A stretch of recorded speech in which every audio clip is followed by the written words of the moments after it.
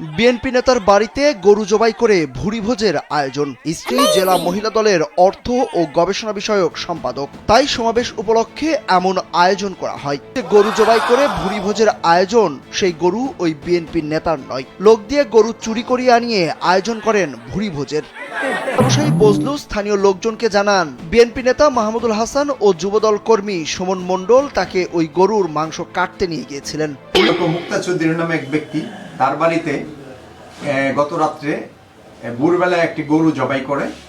পরবর্তীতে আমরা জানতে পারি গরুটি চোরাই এবং গরুর যিনি মালিক তিনি গিয়ে শনাক্ত করে ঘটনার সত্যতা পাই। ঘটনার সাথে সম্পৃক্ত থাকার অভিযোগে আমরা হাতে নাতে দুইজন আসামিকে গ্রেপ্তার করি। আপনাদের সমস্যাটা কোথায়? এই লোকগুলোর কি আপনারা শান্তি দেবেন না? চাঁদাবাজি করলেও আপনারা রিপোর্ট করেন। এখন তারা চাঁদাবাজি বাদ দিয়ে দিছে, সমাজ সেবা করার কাজে লাগছে, তারপর আপনারা তাদের পিছিয়ে লেগে গেছেন কেন ভাই? তাদেরও তো একটা মানবতা বলতে একটা ব্যাপার আছে। এখন জনসেবা করতে তো টাকার দরকার আছে। এখন চাঁদাবাজি করতে পারতেছে না, টাকা নেই, তো জনসেবা কিভাবে করবে? তো চুরি করছে, তো দোষের কি হয়েছে?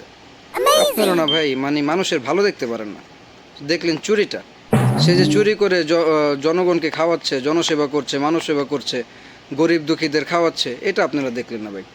না ভাই, এটা ঠিক না ভাই। একটু দয়া দেখান ভাই। সব কিছু রিপোর্ট করতে হয় না ভাই, একটু এটা আপনি না করলেও পারতেন। গরু চুরির বিষয়টি জানাজানি হলে গরুর বিরিয়ানি নিয়ে লাগে লঙ্কা কাণ্ড।